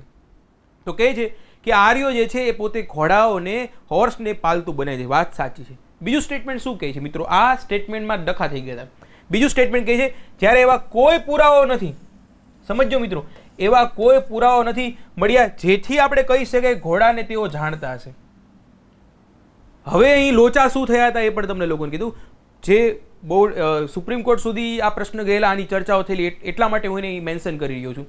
પ્રશ્ન એ થયો હતો કે આપણી પાસે સુરકોટડામાંથી ઘોડાના અવશેષો પ્રાપ્ત થયા છે. મતલબ કે આ સ્ટેટમેન્ટ જે ઘોડાને ન જાણતા હોય એવી આપણી પાસે માહિતી ના હોવી જોઈએ. કે આ મતલબ કે આનો મતલબ શું થયો કે એવા ઋગ્વેદિક કાલીન આર્યો છે ઘોડાને પાલતું બને. વાત મતલબ કે સાચી છે. પણ બીજું સ્ટેટમેન્ટ જ્યારે વાંચો ત્યારે ઘોડા એવા કોઈ પુરાવો નથી જેથી આપણે કહી શકીએ કે તેઓ ઘોડાને જાણતા હતા, મતલબ કે ઘોડાની સાથે એમની ફેમિલિયરિટી હતી. તો મતલબ કે આ લાઈન ખોટી સાબિત થાય. હજી વાત પૂરી નથી થઈ મિત્રો. શું જે યુપીએસસીનો જવાબ જે છે એ બહુ થોડોક જાણવા જેવો છે, કારણ કે અલગ અલગ સ્ટેટ પીસીએસમાં પણ અલગ અલગ જવાબ આપી દીધા, અલગ પ્રશ્ન પૂછાણા હોય તો અલગ અલગ રીતે આપ્યા છે. એના કારણે હું તમને સતેજ કરવા માટે થોડુંક અઘરી વસ્તુ મૂકી રહ્યો છું પહેલાંથી. પરંતુ મિત્રો અહીં યુપીએસસી જે છે એ આ સ્ટેટમેન્ટને સાચું માન્યું છે. યુપીએસસીની આર્ગ્યુમેન્ટ હતી કે આ સ્ટેટમેન્ટ લખ્યું છે, વાંચજો મિત્રો ફરીવાર, વારંવાર વાંચવું તો વારંવાર વાંચજો, કે છે કે એવા કોઈ પુરાવા નથી મળ્યા જેથી આપણે એવું કહી શકીએ કે લોકો ઘોડાને જાણકાર હતા. ઘોડાના અવશેષો મળ્યા છે ખરા સિંધુ ખીણની સભ્યતામાં સુરકોટડામાંથી, પરંતુ પોતે ઘોડાના જાણકાર છે, ઘોડા સાથે જાણકારી એમની પાસે છે, એવા પુરાવા આપણે નથી મળ્યા. તો બહુ કોમ્પ્લિકેટેડ રીતે સ્ટેટમેન્ટ હતું કે આપણી પાસે એવા એવિડન્સ નથી કે એ લોકો આ તો આર્યો કે બીજા કોઈ આવ્યા હશે ને કદાચ ઘોડાઓ ત્યાં મૃત દફન થઈ ગયા હશે, એવા બહુ રેરેસ્ટ ઓફ રેર મળ્યા છે. મતલબ કે આખી સિંધુ ખીણની સભ્યતા પાસે ઘોડાનું જ્ઞાન નથી હોતું. મિત્રો તમને લોકોને એ પણ ખ્યાલ છે કે સિંધુ ખીણની સભ્યતામાં હોર્સ છે, ઘોડા જે છે એ મોરો પર આપણે પ્રાપ્ત નથી થઈ. મતલબ કે સિંધુ યુપીએસસી પહેલું 1 અને 3 એવી રીતના સ્ટેટમેન્ટ સાચું માની હતું, બાકી ઘણા બધી કી અને મોટા ભાગના ઇન્સ્ટિટ્યૂટ પોતે જે જવાબ આપ્યો એમાં માત્ર એકને સાચું સાબિત કર્યું હતું. આ તો એક લેવલવાળો સવાલ તમને પહેલાં થોડોક મોટો અઘરામાં અઘરી વસ્તુ તમને પહેલાં હથિયાર ફેંકી દીધું. જનરલી એવું હોય કે છેલ્લે ફેંકવાનું હોય, પણ મેં પહેલાં એને મૂકી દીધું. ઠીક છે. પ્રાગ વૈદિક કાર્યોનો મુખ્ય ધર્મ કયો હતો? મિત્રો બહુ મસ્ત સવાલ છે. સવાલ હતો એકાઉન્ટ ઓફિસરમાં, પરંતુ મિત્રો સાથે સાથે આ સવાલ જો યુપીએસસીનો સવાલ છે. પહેલાં હું યુપીએસસીના સવાલની ચર્ચા કરીશ. અહીં વર્ષ કયું છે? વર્ષ છે 2012. વર્ષ છે 2012. એના પહેલા એના 2023માં મતલબ કે 10 વર્ષ પછી જીપીએસસી સવાલ પૂછો, રિપીટ કર્યો. યુપીએસસીનો સવાલ જે છે એ જીપીએસસી રિપીટ કર્યો. સવાલ તમે ફરીવાર જોઈ શકો છો કે ઋગ્વેદિક આર્યોનો ધર્મ હતો. અહીં એ જ સવાલ જે છે પ્રાગ વૈદિક આર્યોનો ધર્મ હતો. શબ્દો ખાલી બદલાણા છે, વાત એક જ છે કે ઋગ્વેદિક કાલીન એટલે શરૂઆતના 500 વર્ષમાં મુખ્ય કઈ પરંપરાને માનતા હોય છે. તો મિત્રો આ વસ્તુને સમજવાની છે કે ભક્તિનો જે ભાવ જે છે મિત્રો, એ ભક્તિનો ભાવ એ ઋગ્વેદિક કાળમાં વૈદિક સમયગાળામાં નથી. અહીં જે ભાવ જે છે એ કર્મકાંડનો ભાવ છે. અહીં સમજવાનું છે મિત્રો, કર્મકાંડનો ભાવ છે. મતલબ કે યજ્ઞ અને પ્રકૃતિ પૂજા. જવાબ સાચો આ છે. યજ્ઞમાં માની રહ્યા છે અને પ્રકૃતિમાં માની રહ્યા છે. મિત્રો આપણે લોકોએ પોતે, તમને લોકોને ખ્યાલ હશે કે ભસ્માસુર નામનો એક રાક્ષસ હોય છે, તપશ્ચર્યા કરે છે, ભગવાન શિવની આરાધના કરે છે, તપ કરે છે, મતલબ કે યજ્ઞ કરે છે. અને ભગવાન ભોળાનાથ જે છે, શ્રાવણ મહિનો ચાલી રહ્યો છે, ફરીવાર આપણે ભોળાનાથને યાદ કરવા પડ્યા. ભગવાન ભોળાનાથ, અને જેટલું યાદ કરી એટલું સારું છે. ભગવાન ભોળાનાથને પોતે પ્રાર્થના કરે છે. ભગવાન ભોળાનાથ મતલબ કે પોતે યજ્ઞ કરે છે, એક પરંપરાને ફોલો કરે છે. ભગવાન ભોળાનાથ પ્રગટ થઈ જાય છે. ભગવાન ભોળાનાથ પ્રગટ થઈ જાય શું કહે છે કે ભાઈ ભગવાન મને વરદાન આપો અમરત્વનું. ભગવાન ભોળાનાથ ના પાડી દે છે, તને ના મળે વરદાન એવી રીતે, અમરત્વનું વરદાન હું કોઈને ના આપું. તો ભસ્માસુર જે છે એ થોડોક એને એમ લાગે હું વધારે સ્માર્ટ છું, તો એણે પોતે વરદાન માંગ્યું કે હું જેના ઉપર હાથ મૂકું એ વ્યક્તિ ભસ્મ થઈ જાય. ભગવાન ભોળાનાથ છે કે તથાસ્તુ. ભગવાન વિષ્ણુને એવું થઈ ગયું કે ભગવાન ભોળાનાથે ફરીવાર આપી દીધું વરદાન, હવે આપણે તકલીફ પડવાની છે. ભસ્માસુર પોતે ભગવાન શિવ ભગવાન ભોળાનાથને ઊભા રાખીને કહે છે કે તમે વરદાન આપ્યું પણ મારે ચેક કરવું છે કે તમે ભસ્મ થાવ છો કે નહીં, ભસ્મ મારું વરદાન સાચું છે કે નહીં. એટલે પોતે હાથ ભગવાન શિવ ઉપર પોતે હાથ મૂકવા જાય છે. ભગવાન શિવે પોતે વરદાન આપેલું છે એટલે એમાં કોઈ ફેરફાર ન થાય. ભગવાન શિવ પોતે ભાગી જાય છે, ભાગે છે ભગવાન શિવ. વિષ્ણુ ભગવાન જે છે એ પણ જાણે છે કે હું વિષ્ણુ સ્વરૂપે જઈશ તો શું થશે, તો ભસ્માસુર મારી ઉપર હાથ મૂકી દેશે. ભગવાન વિષ્ણુ જે છે એ પોતે સ્ત્રીનું રૂપ ધારણ કરે છે, મોહિનીનું રૂપ ધારણ કરે છે. અને ભસ્માસુર જે ઘણા સમયથી તપશ્ચર્યા કરતો હોય છે એ પોતે એક સ્ત્રીને જોવે છે, મતી એની મરી જાય છે. જે સ્ત્રી જે છે મોહિની જે છે નૃત્ય કરે છે, સાથે સાથે ભસ્માસુર પણ નૃત્ય કરે છે. એમાં અલગ અલગ પોઝમાં આવી રીતે એક પાછો એક પોઝ આવે છે, તો એમ પોઝ કરે છે. ભસ્માસુર પોતાના માથા ઉપર હાથ મૂકી દે છે, ભસ્માસુર ભસ્મ થઈ જાય. મેં તમને આ સ્ટોરી કેમ કીધી? સ્ટોરી આ કથા કરવાનો મતલબ એક જ હતો કે અહીં એને પોતે પોતાના કર્મકાંડો પોતે યજ્ઞ કર્યો છે, એ ફોલો કર્યો છે. રૂલ્સ ઓફ કે મેં આટલું કર્યું તારે મને ફરજિયાત આપવું પડશે. ઓથોરિટી બતાવી રહ્યા છે કે મેં આટલું કર્યું છે, ઈશ્વર તારે મને આપવું પડશે. ભક્તિમાં આવું નથી. ભક્તિમાં સમર્પણનો ભાવ છે મિત્રો, કે મારે કંઈ નથી જોતું, મારે કશું નથી જોતું, બસ તારી ભક્તિ કરવી છે. આ ભક્તિનો ભાવ મિત્રો આપણે આગળ સાતવાહન ડાયનેસ્ટી આવશે, આદિવાસી સાથે વૈદિક કલ્ચર બે મિશ્રિત થઈ જશે ત્યારે ભક્તિનો ભાવ છે. ભક્તિનો ભાવ શું, શેનો ભાવ છે? સમર્પણનો ભાવ છે.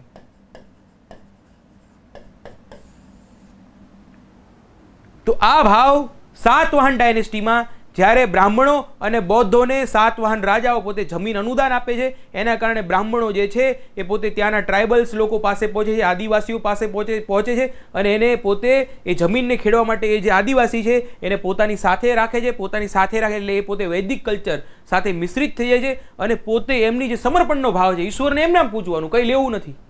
તો એ આદિવાસીઓનો જે ભાવ જે છે, ભક્તિનો ભાવ, એ આપણી કલ્ચર વસુધૈવ કુટુંબકમ, આપણે કહેવાય ને કે આપણે એક સંસ્કૃતિ મોટી બની. કઈ રીતે બની? બધાને સમાવેશ કરતા ગયા.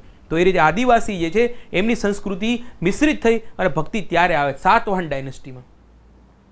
આપણી વૈદિક સમયગાળાનો મુખ્ય ભાવ જે છે યજ્ઞ અને પ્રકૃતિ પૂજા. આ સવાલ હતો યુપીએસસી 2012માં. પરંતુ મિત્રો 10 વર્ષ પછી યુપીએસસીનો સવાલ જે છે એ આપણી જીપીએસસીની એકાઉન્ટ ઓફિસરની પરીક્ષામાં આના પ્રશ્ન રિપીટ થયો. હવે તમે જોઈ શકો છો કે મૂર્તિ પૂજા તો હજી વૈદિક સમયગાળામાં છે જ નહીં મિત્રો. આપણે મૂર્તિની પૂજા જ નથી કરતા. મૂર્તિ પૂજાને મંદિરો પણ નથી. મંદિરો અને બધી મૂર્તિને બધું તમે લોકો જોશો ગુપ્ત સમયગાળામાં. એ આપણે આ કેવું છે કે આ અન્ડરસ્ટેન્ડિંગ છે, સમજવાનું છે. મૂર્તિ અને મંદિરો જે છે અત્યારે નથી. એ આવશે ગુપ્ત સમયગાળામાં, ધીમે ધીમે આગળ આવશે. જે આપણે પૂજવાની જે વાત જે છે, મંદિરોની પરંપરા જે છે ગુપ્ત સમયગાળામાં રીતસરની શરૂઆત થઈ છે. પછી આગળ જતા બુદ્ધને એ બધી આપણે ચર્ચા કરીશું, કનિષ્કની, ત્યારે આપણે બધી મૂર્તિઓની પણ ચર્ચા કરવાના છીએ. પ્રકૃતિની પૂજાની વાત કરીએ, પ્રકૃતિ પૂજાની યજ્ઞો, યસ આ જવાબ છે ને, આપણે જોઈ લીધો ને. યુપીએસસીનો સવાલ રિપીટ થઈ ગયો. પ્રકૃતિ અને ભક્તિ નથી મિત્રો, આગળ વાત કરી, ફરીવાર રિપીટ થયો સવાલ. ઉપરોક્ત પૈકી એક પણ નહીં મિત્રો, આનો જવાબ આવશે પ્રકૃતિ પૂજા અને સાથે યજ્ઞ. તો આ રીતે યુપીએસસીના સવાલો રિપીટ થાય છે મિત્રો. જીપીએસસીના સવાલો પણ રિપીટ થાય. જે મેં આગલા આપણા સિંધુગીરની સભ્યતામાં તમને લોકોને બતાવી દીધું છે. જોશો તમને લોકોને ખબર પડશે કે અચ્છા છેલ્લે કશું જ સમય ના વધે અને ખાલી ને ખાલી એક વસ્તુ કરવાની તો પીવાયક્યુ કરાય મિત્રો. અને પહેલું જો કોઈ કરવાનું હોય તો એ પીવાયક્યુ કરાય. કારણ કે પીવાયક્યુ કરીને આપણે આ જે પ્રશ્નો જે છે એને આપણે વ્યવસ્થિત સોલ્વ કરી શકીએ છીએ. આપણું અન્ડરસ્ટેન્ડિંગ જે છે એને ડેવલપ કરી શકીએ. હવે આ પીવાયક્યુ વગર ગમે એટલું વાંચ કરે પણ સમજાય નહીં, શું કરી લેવાનું છે? એટલે એના માટે આપણે પીવાયક્યુની સિરીઝ ચાલુ કરી છે મિત્રો. વાત કરી પ્રમાણે હવે આગલો સવાલ જે છે, વૈદિક સમયગાળાના લોકો એટલે કે ઋગ્વૈદિક સમયગાળાના લોકો જે છે એમનો મુખ્ય આહાર શું છે? હવે આ મેં તમને લોકોને ભણાવ્યું નથી. મેં તમને લોકોને ભણાવ્યું છે કે ઋગ્વૈદિક સમયગાળાનો મુખ્ય વ્યવસાય જે છે એ પશુપાલન છે અને ઉત્તર ઋગ્વૈદિક સમયગાળામાં મુખ્ય વ્યવસાય જે છે એ છે કૃષિ સાથે સંબંધિત છે. પશુપાલન શરૂઆતમાં છે મિત્રો, સિમ્પલ વસ્તુ છે. તો એમનો મુખ્ય આહાર જે છે દૂધ અને દૂધના પદાર્થો હોય છે. આ તમારે લોકોએ ખાસ યાદ રાખી લેવાનું છે. આ એનો જવાબ છે દૂધ અને દૂધના પદાર્થો, કારણ કે ડેરી પ્રોડક્ટ સાથે એમનું મુખ્ય લેવા દેવા છે મિત્રો. બીજી વાત આગળ પ્રશ્ન જોઈ લે. પ્રારંભિક વૈદિક યુગ એટલે કે ઋગ્વૈદિક સમયગાળો અથવા પ્રારંભિક વૈદિક યુગ કે અથવા ઋગ્વૈદિક સમયગાળો કે એક જ વસ્તુ છે, અથવા તો પ્રાગ યુગ, બીજો એક પણ શબ્દ પ્રાગ વૈદિક સમયગાળો કે તો એક જ છે. મતલબ કે શબ્દોની રમત છે આખી જીપીએસસી. જે વ્યક્તિ શબ્દની રમતને પચાવવા માટે સક્ષમ હશે ને એને કોઈ તકલીફ નથી પડવાની. મોટાભાગના વિદ્યાર્થીઓને શું થાય છે? શબ્દોની રમત જે છે એને પચાવી નથી શકતા, એને સમજી નથી શકતા. અને આપણે એ જે તાકાત જે છે એને ભેગી કરવાની છે. પ્રિલિમમાં તો મિત્રો વ્યવસ્થિત સમજણ એક વખત ડેવલપ થઈ ગઈ ને, કોઈની તાકાત નથી તમને લોકોને પ્રિલિમ ફેલ કરાવી શકે. ચલો આગળ વધીએ. તો બીજો પ્રશ્ન આપણે આગળ જોઈએ કે પ્રારંભિક વૈદિક યુગની ચર્ચા છે. પ્રારંભિક વૈદિક યુગની નીચેના પૈકી કયું વિધાન સત્ય છે? પુરોહિત કે પૂજારીઓનો સમાજમાં કોઈ વિશેષ દરજ્જો, એક્સ્ટ્રીમ સ્ટેટમેન્ટ. જ્યારે કોઈ આમ એક્સ્ટ્રીમ વાત કરી નાખે ને કે આમ આવું કોઈ દરજ્જો જ નથી ને કંઈ છે જ નહીં ને, must drastically increase, drastically decrease, અચાનક ઘટી ગયું, અચાનક વધી ગયું, હતું જ નહીં, માત્ર ને માત્ર, મતલબ કે બહુ અઘરી વાતો કર્યા છે કે એક્સ્ટ્રીમ વાતો કરી. તો કોઈ સ્ટેટમેન્ટમાં કોમન સેન્સ મિત્રો, જ્યારે કોઈ એક્સ્ટ્રીમ વાત કરે ત્યારે આપણે સત્ય જ થઈ જવાનું. હું એમ નથી કહેતો કે હંમેશા આપણે સાચા સાબિત થશું, પરંતુ તમે એવા 10 સ્ટેટમેન્ટ જોશો, 10માંથી તમે 7માં તો સાચા પડશો, 7થી વધારે પડશો, પરંતુ એટલીસ્ટ 7માં પડશો. તો આ અમુક પ્રકારના સેટ ઓફ રૂલ્સ લઈને આપણે જવાનું હોય છે. અને આવા સેટ ઓફ રૂલ્સ હું ધીમે ધીમે જે બોલતો જાઉં ને એ તમારે પોતાની નોટ્સમાં લખતું જવાનું છે એવી રીતે. તો એ શીખશો ત્યારે તમે લોકો આ પીવાયક્યુની સિરીઝનો મુખ્ય હાર જે છે એ આ છે કે હું બીજી વસ્તુ ભણાવવા સિવાયનું કે એને કઈ રીતે જોવું જોઈએ એ શીખડાવવા માંગુ છું તમને લોકોને, કે પ્રશ્ન કઈ રીતે થવા જોઈએ. અને એક વખત આવડી ગયું તો મિત્રો ગેરંટી છે પ્રિલિમમાં કોઈની તાકાત નથી તમને લોકોને ફેલ કરાવી શકે. ચલો, રાજાની પસંદગીમાં સભા અને સમિતિને કોઈ સત્તા નથી. મિત્ર ફરીવાર એક્સ્ટ્રીમ સ્ટેટમેન્ટ આવી ગયું. ત્યારે મેં વાત કરી સભા સમિતિ વિદત બધું અગત્યની વસ્તુઓ છે, રોલ છે એનો, મતલબ કે આ સ્ટેટમેન્ટ ખોટું છે, આ સ્ટેટમેન્ટ ખોટું છે. ધર્મ જાદુઈ કર્મકાંડોના સૂત્ર ઉપર આધારિત ન હતો. ધર્મ જે છે એ જાદુઈ કર્મકાંડના સૂત્ર ઉપર આધારિત નહોતો. ઋગ્વેદિક સમયગાળો, હજી અથર્વવેદ કેવા ન થાય, મતલબ કે અહીં થોડું અટકવું જોઈએ. કદાચ આ સ્ટેટમેન્ટમાં કર્મ જે છે જાદુ ઉપર નથી, કર્મકાંડ ઉપર છે પણ જાદુ ઉપર નથી. ભગવાનની પૂજા લોકોની આધ્યાત્મિક ઉન્નતિ માટે કરવામાં આવતી હતી. તો હજી આ સ્ટેટમેન્ટમાં ખોટું છે મિત્રો. અહીં જે છે એ સી સ્ટેટમેન્ટ સાચું આવે છે. આટલી વસ્તુ તમારે લોકો યાદ રાખી લેવાની છે. હવે એક સવાલ જે છે એ લો ઓફિસર ક્લાસ 2 2022-23નો છે. અગત્યનો આ વર્ષના છેલ્લા 1-2 વર્ષના મહત્વપૂર્ણ સવાલોને આપણે ઇન્ક્લુડ વધારે કર્યા છે. જીપીએસસીના સવાલો લગભગ આપણે વૈદિક યુગના જેટલા મેક્સિમમ સવાલો જે છે આપણે એને કવર કરાવી દીધા છે. તો પ્રશ્ન જે છે, વૈદિક યુગમાં કબીલાઈ પ્રકારની રાજ્ય વ્યવસ્થા જોવા મળે છે અને સભા સમિતિ જેવી રાજકીય સંસ્થાઓ મુખ્ય હતી. મિત્રો પ્રશ્ન રિપીટ થયા ને, સમજવાની કોશિશ કરજો. અહીં સભા અને સમિતિ આવી ગઈ મિત્રો, વારંવાર સવાલ રિપીટ થઈ રહ્યા છે. અહીં સભા સમિતિ આવી, ફરીવાર સભા અને સમિતિ આવી. વાત શું કહે છે કે વૈદિક યુગમાં કબીલાઈ પ્રકારની રાજ્ય વ્યવસ્થા હતી અને સભા અને સમિતિ રાજકીય સંસ્થાઓના મુખ હતી. હા હતી, સાચી વસ્તુ છે. એની ચર્ચા કરી કે રાજાને પસંદ કરવામાં પણ આનો મહત્વપૂર્ણ રોલ છે. સાથે સાથે સંપત્તિની સમાન વહેંચણી માટે, ડિસ્ટ્રીબ્યુશન માટે પણ આનો રોલ છે. જજમેન્ટ, ન્યાય માટેની વ્યવસ્થામાં પણ આ સભા સમિતિનો મુખ્ય રોલ છે. તો સભા સમિતિ હોય છે એટલી માહિતી આપણને ઋગ્વેદિક સમયગાળામાં, પણ ઉત્તર ઋગ્વેદિક સમયગાળાનું મહત્વ ઘટતું જાય છે. બે વસ્તુ આપણે યાદ રાખવાની છે. તો વાત હજી તો ઋગ્વેદિક સમયગાળાની ચાલી રહી છે, મતલબ કે પહેલું સ્ટેટમેન્ટ સાચું છે. બીજું સ્ટેટમેન્ટ છે કે વૈદિક યુગમાં સમાજનું સ્વરૂપ જનજાતિ હતું, ઓકે, અને માતૃપ્રધાન હતું. મિત્રો ક્યાંય આપણે વાત કરી માતૃપ્રધાન હતું? મેં વાત કરી ઉત્તર ઋગ્વેદિક અને ઋગ્વેદિક બંને સમયગાળામાં સમાજ વ્યવસ્થા જે છે એ પુરુષ પ્રધાન સમાજ વ્યવસ્થા છે. ઋગ્વેદિક સમયગાળામાં આપણે એટલું યાદ રાખવાનું છે કે સ્ત્રીઓની હાલત સારી છે, પરંતુ માતૃપ્રધાન સમાજ નથી. મિત્રો ઇતિહાસકારો જે છે એ હડપ્પન સભ્યતાને માતૃ સત્તા સમાજ તરીકે ઓળખાવે છે, માતૃપ્રધાન સમાજ તરીકે ઓળખાવે છે. પરંતુ વૈદિક સમયગાળાને માતૃપ્રધાન સમાજ તરીકે નથી ઓળખાવતા. તો ભૂલ કરાવડાવશે લોકો, કારણ કે લોકોના મનમાં સિંધુ ખીણની સભ્યતા હશે કે આ માતૃપ્રધાન હતી, માતૃપ્રધાન હતી, તો એ લોકો વૈદિક સમયગાળામાં પણ ઠોકીને આવશે. લોકો વૈદિક સમયગાળામાં પણ એને એ લોકો ટીક કરીને આવશે. તો એ આપણે ખાસ યાદ રાખી લેવાનું છે. મતલબ કે બંને સ્ટેટમેન્ટ સાચા છે, ખાસ યાદ રાખવાનું. બંને વિધાનો સાચા છે. બી આનો જવાબ આવશે. મિત્રો આગલો સવાલ જે છે કે મહત્વના વૈદિક દેવતાઓ ઇન્દ્ર, ચર્ચા આપણે કરી ગયા છીએ. કોણ છે? વરુણ છે, અગ્નિ છે, સોમ છે. સિમ્પલ સવાલ. કમાક્ષી, મૈત્રી, તારા આપણે નામ હજી આપણે સાંભળ્યા નથી. જે મેં લેક્ચર લીધો ત્યાં સુધી મેં તમને આજના સેશનમાં નામ નથી લીધા, તો આ પણ આપણને લોકોને ખ્યાલ છે. મિત્રો આવા પ્રકારના સ્ટેટમેન્ટ હોય ત્યારે વારંવાર પૂછાણો. મિત્રો અહીં તો એક રિપીટ થયો. એસીએફની પરીક્ષામાં જીપીએસસી 1-2માં વારંવાર રિપીટ થયું. મિત્રો જોઈ શકો છો 2016-17નો સવાલ 2022-23માં ફરીવાર રિપીટ થઈ ગયો. થાય છે ને રિપીટ મિત્રો, વારંવાર પ્રશ્નો રિપીટ થઈ રહ્યા છે. તો આ જ વસ્તુ આપણે સમજવાની છે કે આ પ્રશ્નો રિપીટ થઈ રહ્યા છે, સમજવાની કોશિશ. એક કોર અન્ડરસ્ટેન્ડિંગ, એના આધારે કઈ જગ્યાએ ફોકસ કરવું એ આપને માહિતી મળી જશે. અને પ્રશ્નોમાં કઈ રીતે વિચારવું. આ પ્રશ્નોમાં મેં તમને લોકોને ઋગ્વેદ છે, અથર્વવેદ છે, સામવેદ છે, અજુર્વેદની વાત કરી છે. વાંચવાના શબ્દોની રમત છે ને તમને લોકોને કન્ફ્યુઝ કરશે. હું તમને લખીને આપું છું, કરશે, પણ કંઈક તો પકડાઈ જશે. શું લખ્યું છે? ઋગ્વેદ ભજનોનો સંગ્રહ છે, મતલબ કે ગીતો ઈશ્વરની પૂજા ભજનો કરી રહ્યા છે, ઓકે. અથર્વવેદ છે, તંત્ર મંત્રનો સંગ્રહ આપણે આવે છે, પણ ઠીક છે નથી યાદ આવતું, ઓકે. સામવેદમાં તો મેં તમને લોકોને કીધું છે કે સંગીત સાથે જોડાયેલું છે. તો એવું કયું વસ્તુ આમાં 4 ઓપ્શનમાંથી એવું કયું છે જે સી માં બીજું આવતું હોય? તો સી માં બીજું ક્યાંય આવે છે? ક્યાંય આવે છે?